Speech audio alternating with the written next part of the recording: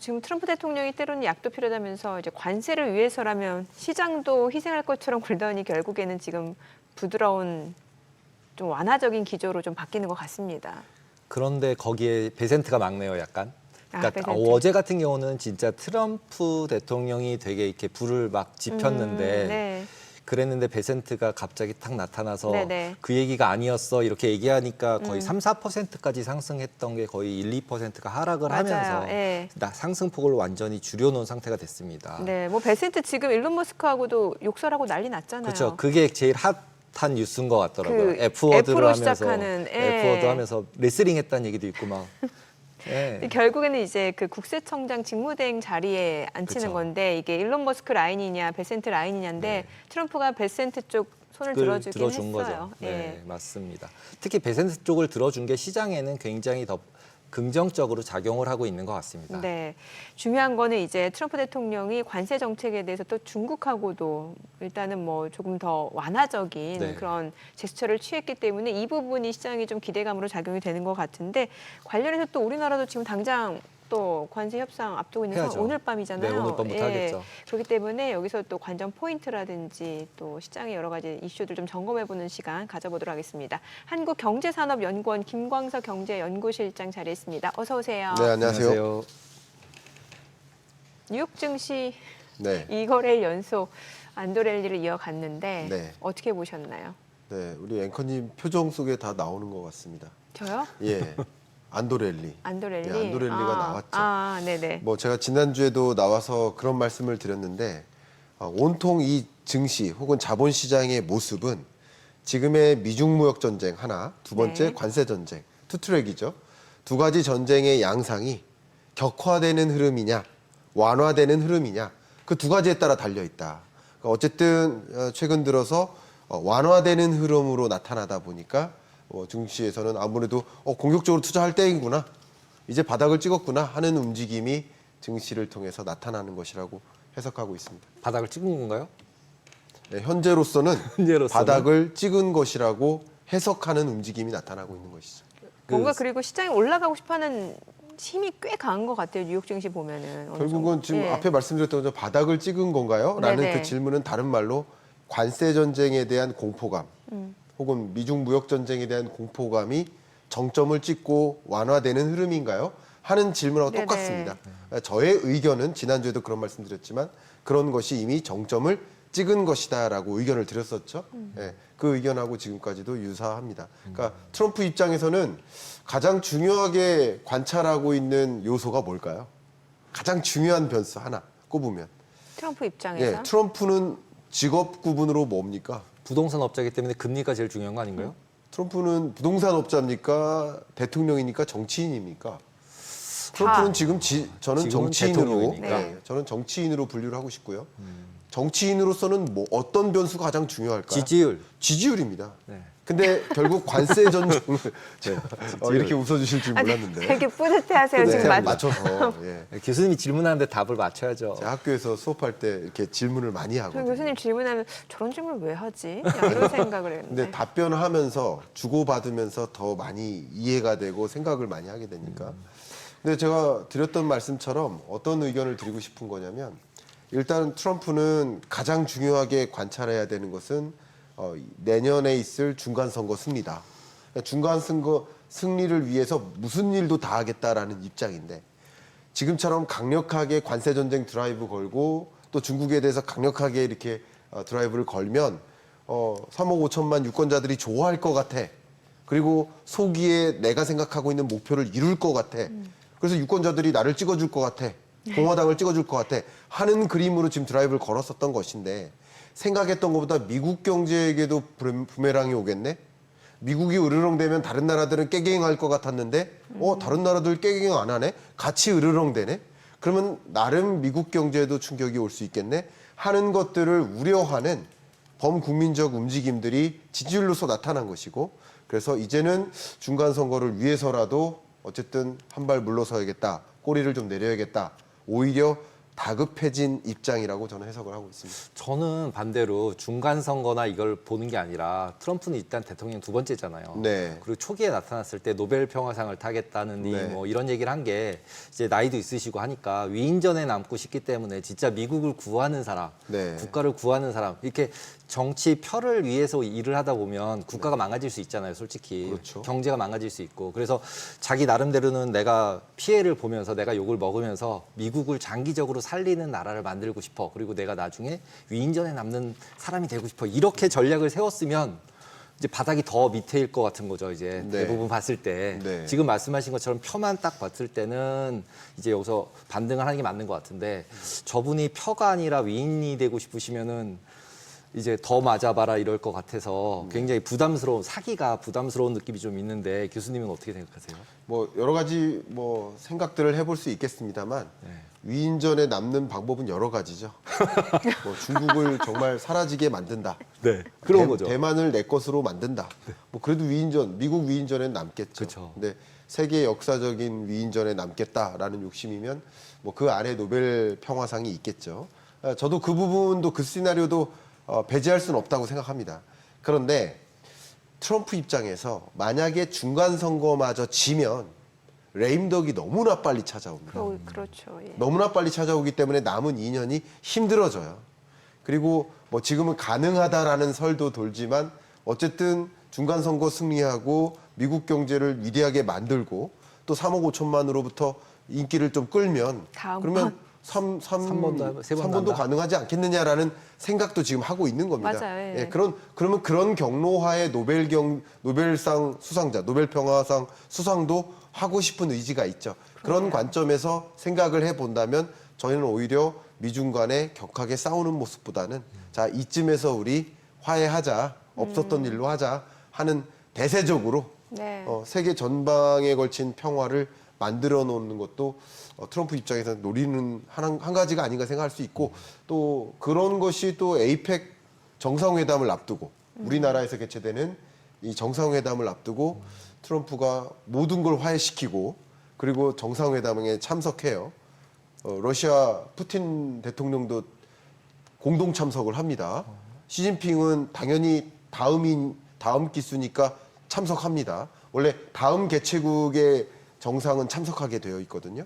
그리고 푸틴까지 데려온다면 김정은 위원장도 올 수 있죠. 그러니까 트럼프는 가장 그림 그리고 있는 모습 중에 그렇게만 한다면 정말 말 그대로 에이펙 정상회담에서 푸틴, 김정은, 시진핑 모두가 함께 빙그레 치즈하면서 사진을 찍는다면 노벨 평화상 수상자로서 뭔가 정말 전쟁을 멈추고요. 중동 전쟁이라든가 러우 전쟁이라든가 이런 여러 전쟁들 정말 멈추면서 그런 움직임을 이끌어 나간다면 노벨 평화상 후보군은 분명히 될 거라고 생각합니다. 어저께 트위터 X 같은 경우도 오히려 관세 얘기나 경제 얘기 안 하고 네. 갑자기 우크라이나 얘기하면서 월스트리트 저널 쓴 거 아니다 이런 얘기를 트위터를 날렸더라고요. 그래서 무슨 트위터를 또 하시나 이렇게 열심히 봤더니 관세 얘기 안 하더라고요. 네, 그렇습니다. 그리고 갑자기 우크라이나로 가셨더라고요. 그러니까 이제는 전쟁을 이제 점차 완화시키고 전쟁을 이제 종전시키고 그리고 세계 대평화를 갑자기 이루는 거죠. 그렇죠. 뭐든지 제가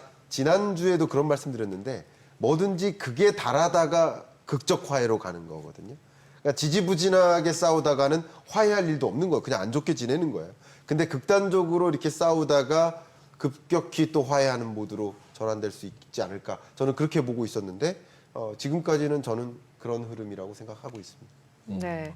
지금 일단 관세와 관련해서 얘기 나오는 것들이 좀 약간 왔다 갔다 해요. 네. 지금 간밤 뉴욕 증시에서 처음에 뭐 나왔던 얘기는 이제 월스트리트 저널에서는 대중 관세가 뭐 50에서 65%로 낮아질 수 있다 이런 얘기가 나왔더니 네. 바로 이제 CNBC에서 그런 적 없다. 네. 이거는 이제 같이 양국이 그러니까 미국하고 중국이 상호 화해에 예. 인하하는 거지 트럼프가 일방적으로 인하 그렇게 하지 않는다라고 얘기를 했고 네. 또 파이낸셜 타임스에서는 자동차 부품에 대해서는 관세 면제를 검토 중이다라는 이런 소식까지 나오는데 이건 또 카더라라는 얘기도 있어서 뭐가 네. 뭔지 모르겠어요. 지금은 가짜 뉴스도 진짜 뉴스일 수 있다라는 결국에 또 생각까지. 지나고 보면 맞는 경우도 그렇죠. 있었으니까요. 예. 이걸 이제 추정을 해본다면 네. 이게 가짜 뉴스인가 어디까지가 진짜인가를 그러니까요. 확인할 방법은 현재로서는 없어요. 예. 근데 이런 여러 가지 경우를 추정을 해본다면 추정. 저는 이렇게 보고 있습니다. 네.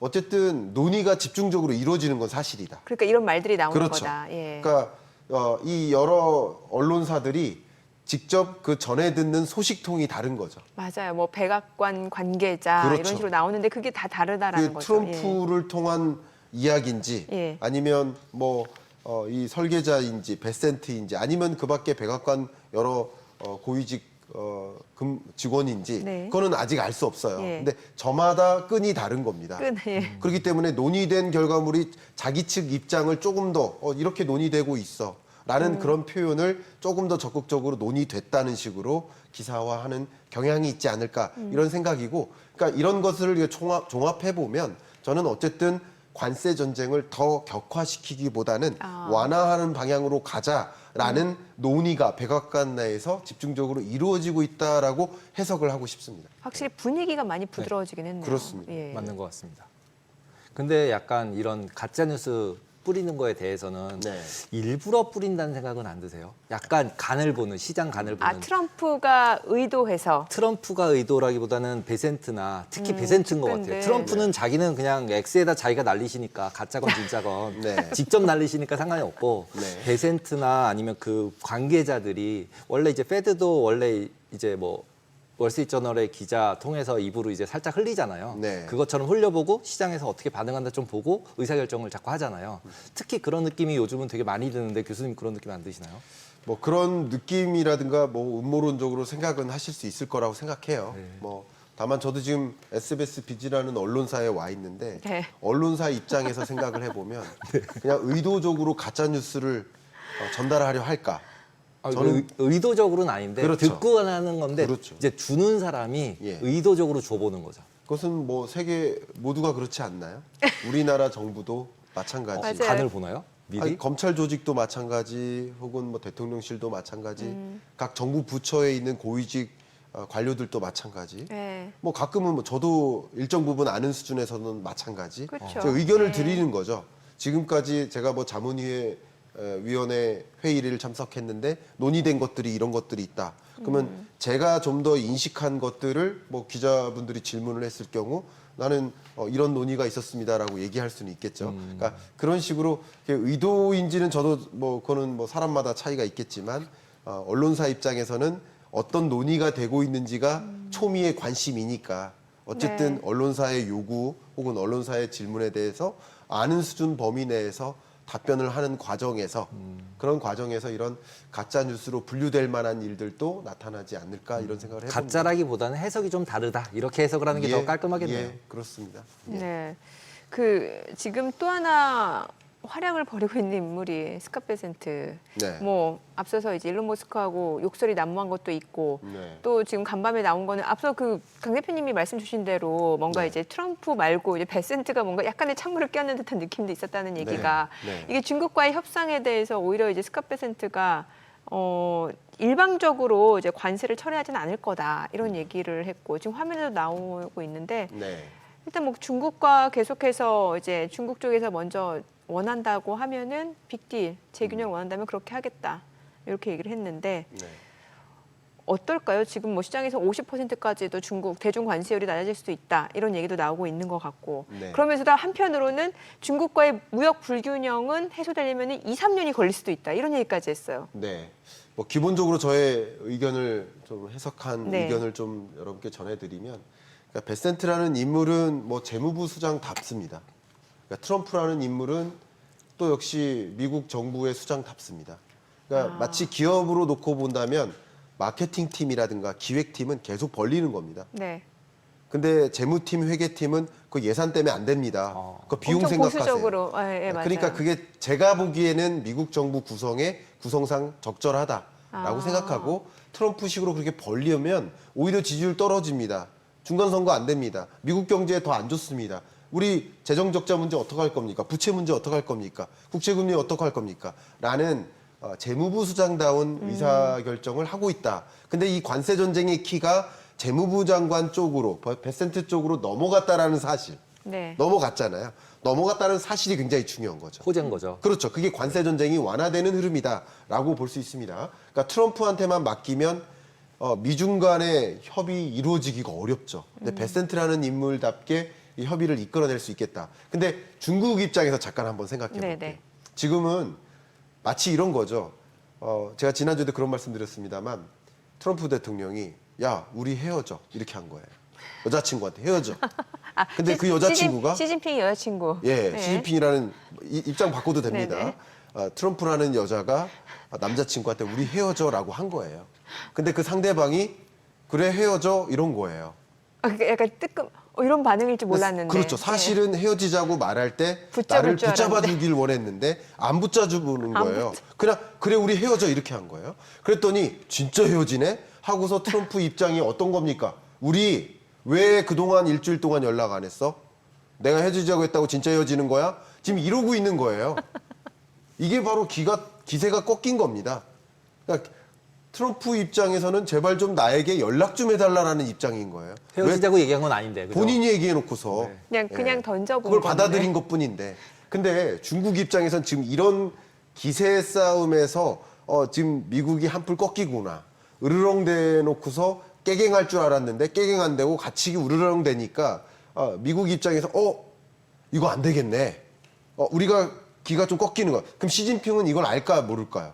중국 정부는 알까? 알거든요. 미국이 지금 당황했다, 다급해졌다라는 것을 알거든요. 지금 화면에 나오는데 표정도 이거 적절한데요. 중요합니다. 이 얘기 되게 중요합니다. 싸우기를 원하지 않다. 근데 우리 싸움 두려워하지 않는다. 이런 표현을 쓰고 있고 지금 협상의 제스처를 전혀 안 보내고 있습니다. 어쩜 어떤 저런 전략일까요? 표정을 딱 캡처를 원래 했을까? 싸우면 말 안 하는 사람이 이기는 사람이잖아요. 지금 이기고 있는 겁니다. 그래서. 네. 그러니까 제가 여러분들 또 이렇게 얘기하면 친중 아닙니까? 이렇게 얘기하면 친중이 아니라요. 지금 이 기세 싸움에서 중국이 좀 우세를 갖고 있는 겁니다. 그러니까 여러 가지 심리를 카드가. 파악했을 때. 그런 거고 지금은 중국 입장에선 지연 전략을 펼치는 겁니다. 현재 지연 전략. 네. 계속 협상 전화 안 하고 전화도 안 받아주고 아무 말도 없는 거예요. 무응답인 거예요. 그러니까 더 불안하죠. 지금 그런 입장이라고 저는 해석을 하고요. 결국 이렇게 싸우기를 원치 않는다, 싸움을 두려워하지 않는다. 이 두 가지 상반된 입장의 표현이 미국으로서는 더 불안하게 만들 거라고 저는 생각하고요. 네. 어쨌든 이렇게 된다면 미국이 원하는 그 요구사항을 중국이 다 들어주지 않는 방향으로 협상 테이블에 올라가지 않을까 하는 생각도 관측이 됩니다. 앨범 내셨더니 이제는 곧 스크린 데뷔도 하시는 거 아니에요? 저요. 네. 그런 얘기 여기에서 해도 되나요? 아니 그 앨범 해도 되면 내셨잖아요. 제가 말씀드려요. 예, 근데 지금 오늘 연기까지 하시는 거 보니까 곧 스크린에 데뷔하실 것 같아요. 네, 이제 뮤직비디오는 제가 직접 나왔습니다. 여러분, 검색을 김광석 겨울꽃 하면 그걸 보실 수 있습니다. 네, 연기를 했습니다. 동물원인데 원래 네. 약간 코미디예요. 코미디예요. 네, 되게 찾아봐야 되겠네요. 서정적인 노래인데 근데 제 독자분들이 연기는 여기까지인 걸로 노래도 여기까지인 걸로 마무리해달라고 부탁을 하더라고요. 네. 알겠습니다. 네. 지금 아까 전에 얘기 잠깐 나왔었지만 50에서 65%로 낮춰주는 거를 얘기를 했잖아요. 네. 근데 생각해 보면 145는 말도 안 되는 거였고 50도 말도 안 되지 않나요? 말도 안 되죠. 50도 말도 안 되는데 그걸 네. 무슨 대폭 낮춰주는 거 대폭 같죠? 낮춰서 50 네. 해주는 것처럼 말을 하는데 네.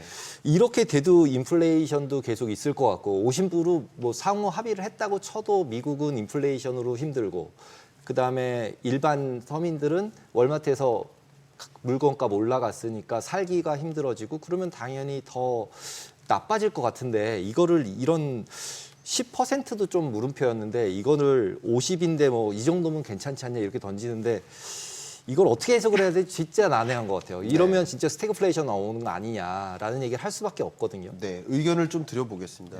많은 분들이 이제 다른 생각을 하실 수도 있는데 관세를 도입하면 정말 물가가 오를까? 이게 굉장히 중요한 논제인데요. 관세를 부과하는 목적이 뭘까요? 비싸게 수입하는 걸까요? 아니죠. 아니거든요. 그렇죠. 수입을 안 받겠다는 게 목적이거든요. 우리나라에서 네. 가장 높게 관세를 부과하는 품목이 뭘까요? 쌀이거든요. 몇 퍼센트 관세를 부과하고 있을까요?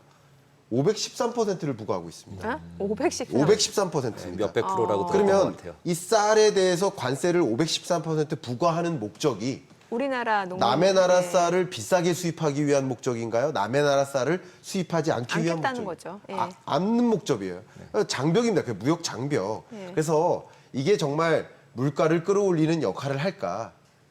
물가를 끌어올리는 것은 우회적으로 과소 공급으로 인한 가격 상승입니다.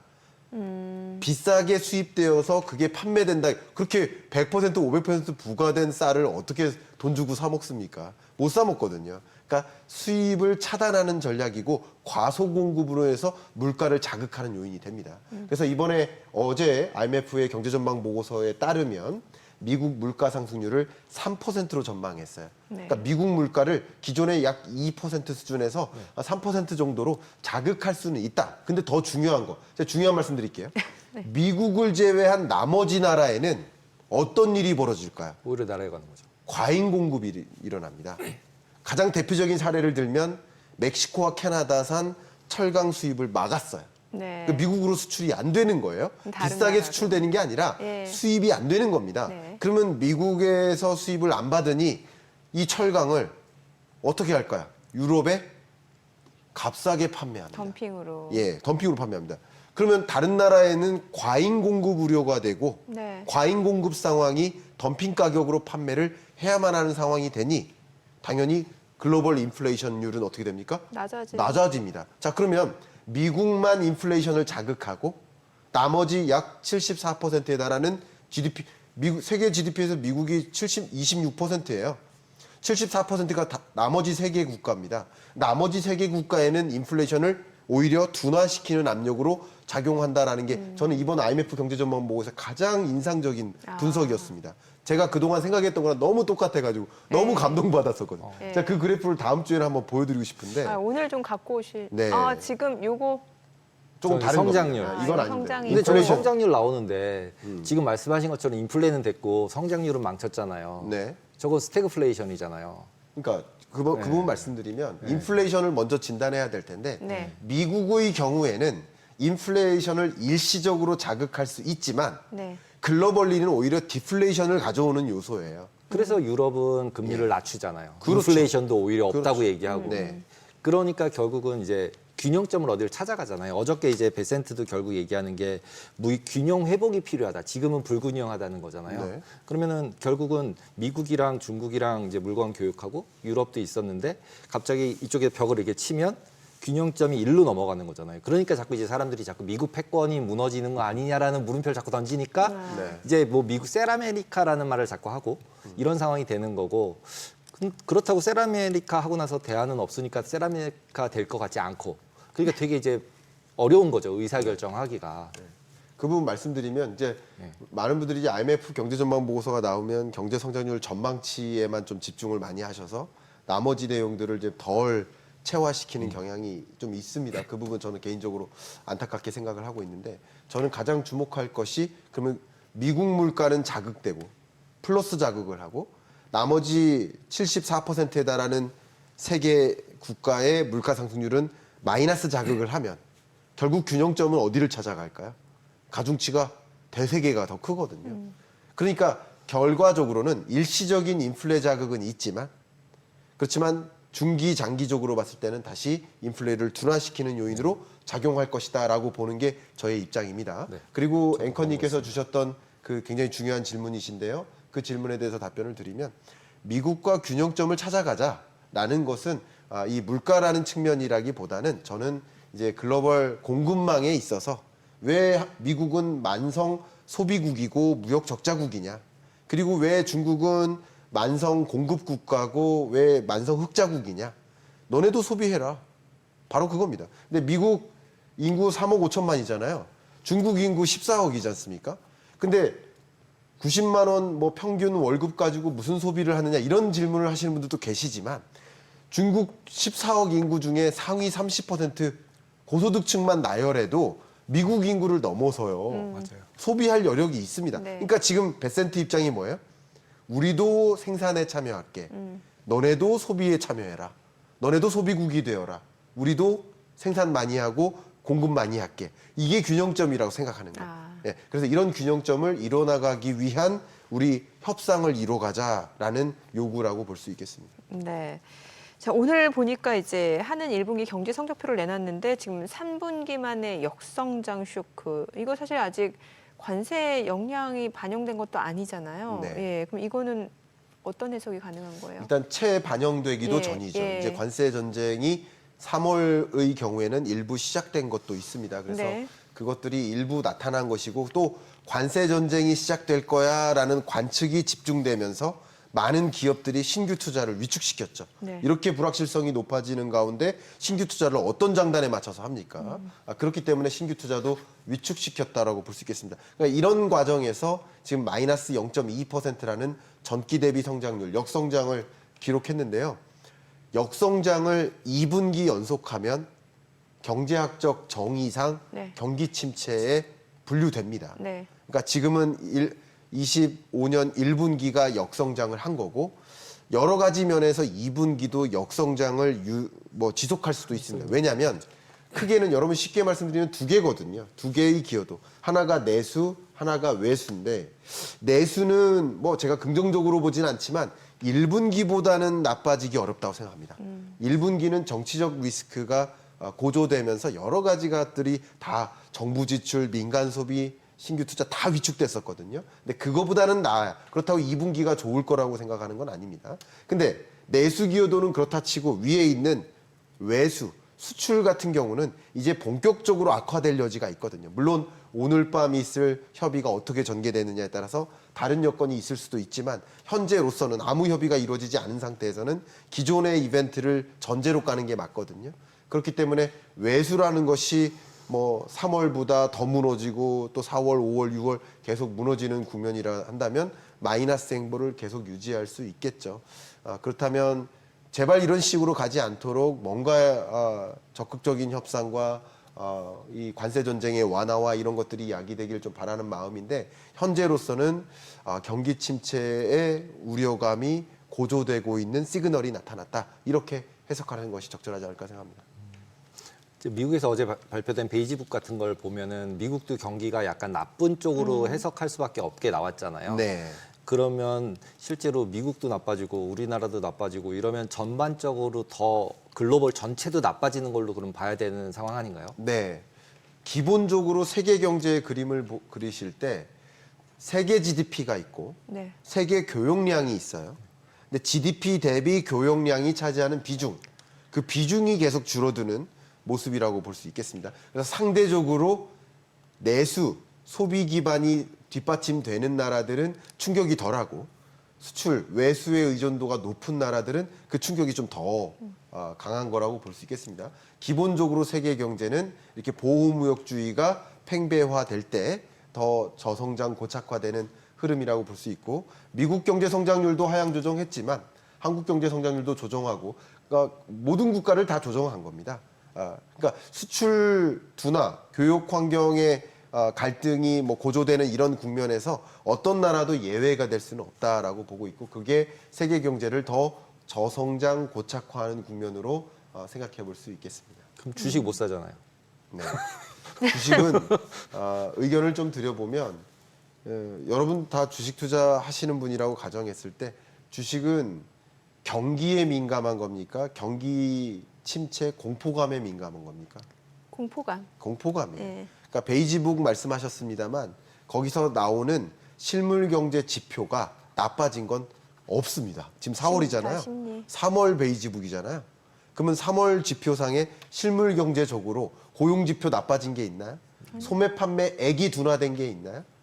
민간 기업의 투자액이 줄어든 게 있나요? 정부 지출 규모가 줄어든 게 있나요? 이게 다 하면 GDP거든요. 네. 실물 경제적으로 둔화된 건 아직 없어요. 네. 아직 발표는 안 됐어요. 적어도. 네네. 발표된 게 다 뭐예요?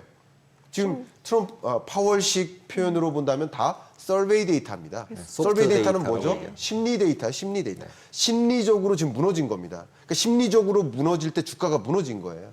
근데 실물 경제적으로 무너지는 게 아니라. 그래서 저는 이제 자본시장과 실물 경제를 구분해서 달리 판단하시면 좋겠고 자본시장을 소위 말하는 월스트리트 그리고 실물 경제를 메인스트리트 월스트리트과 메인스트리트 간에 갭이 벌어진다. 굉장히 유명한 표현이죠. The gap between Wall Street and Main Street. 이 벌어져 있으니까 오히려 실물 경제적으로 충격이 있기 전에 지금 관세 전쟁을 완화하고 무역 전쟁을 완화하는 움직임에서 정말 충격적인 실물 경제 침체로 이어지진 않고 그때 있었던 공포감이 과잉 공포감이었구나라고 해석하면 주식시장은 달리 움직이겠죠. 그렇기 때문에 저는 이 두 가지를 실물 경제와 자본시장을 구분해 놓고 이해했으면 좋겠고, 이 자본시장은 무엇보다도 이 심리 지표, 서베이 데이터에 따라서 동행한다. 저는 이렇게 의견을 좀 드리고 싶습니다. 원래 주가는 보통 공포의 벽을 타고 오른다고 하잖아요. 그러면 네. 지금 간만 미증시가 이제 어느 정도 좀 특히 주요 기술주들 그동안 많이 빠졌던 종목들 위주로 좀 올라가고 있는데 네. 그럼 어느 정도 바닥을 확인했다 이렇게 좀 봐도 괜찮을까요? 네, 정확히 같은 질문이 예. 무역 전쟁의 불확실성의 공포감 이것과 같이 맞닿아 있다고 생각합니다. 네네. 그 공포감이 극점을 찍고 이미 내려오는 국면인가? 그게 정확히 똑같이 이 증시의 지표로 똑같이 이게 데칼코마니처럼 움직일 것이라고 저는 보고 있습니다. 왜냐하면 트럼프 취임 이후는 정확히 트럼프식 관세 전쟁의 격화 혹은 완화에 따라서 증시가 움직였다라고 저는 생각을 하고 있거든요. 네. 여러분들도 부인하지 않으신다면 그런 관점에서 미중 무역 전쟁 또 트럼프발 관세 전쟁이 이미 정점을 찍고 완화되는 국면인가 아니면 더 격화되는 국면인가 이걸 구분해 보시면 충분히 답이 대신할 수 있을 것 같습니다. 그러면 혹시 이제 한 질문 네, 더 한 질문 더 하면 그 침체가 저는 이제 보통은 이제 이게 침체가 오면 네. 침체가 양쪽에 오면 침체가 왔을 때가 실제로 저점이잖아요. 주식으로 보면은 저는 그렇게 생각 안 합니다. 그러면요. 침체가 아직 안 왔다니까요. 아 그러니까 지금 모든 앞에 말씀드렸던 그 지표들이 그러니까 더 문제라는 거죠. 그러니까 침체가 왔을 때가 저점인데 네. 지금 침체가 안 왔기 맞아요. 때문에 그 침체가 올 때까지 더 빠져야 될 여지가 있는 거예요. 지금 오히려 침체면 막 사겠는데. 아, 좋습니다. 그럼 네. 시점적으로 말씀하신 게 네. 침체에 대한 공포감 때문에 조정됐는데 네. 실제 침체가 오면 더 빠지는 거 아니냐? 한 번 더 빠지잖아요. 예, 실제 침체가 오면 더 빠질 수도 있죠. 네, 한번더 당연히. 빠졌었죠, 왜냐하면 과거에. 그때의 공포감을 다시 한번 공포감이 아니라 진짜였구나 하면서 네, 그렇죠. 다시 한번 공포감이 고조되죠. 그렇죠. 역시 공포감의 정점이었느냐, 정점이 아니었다면 공포감이 더 극대화된다면 더 빠질 수 있겠죠. 그런데 제가 말씀드렸듯이 이렇게 트럼프가 꼬리를 내리고 미중 무역 전쟁을 완화시키고 관세 전쟁을 완화시키는 움직임으로 가는 것은 실물 경제 침체로 만들지 않을 거다. 않겠다라는 거죠. 그런 의도죠. 예, 그렇기 때문에 여러분들이 우려하실 만큼의 공포감이 다시 고조된다라고 가정하지는 않고 있기 때문에 극점을 찍었다라고 저는 생각을 하고 있는 겁니다. 알겠습니다. 오늘 말씀 잘 들었습니다. 고맙습니다. 감사합니다. 감사합니다.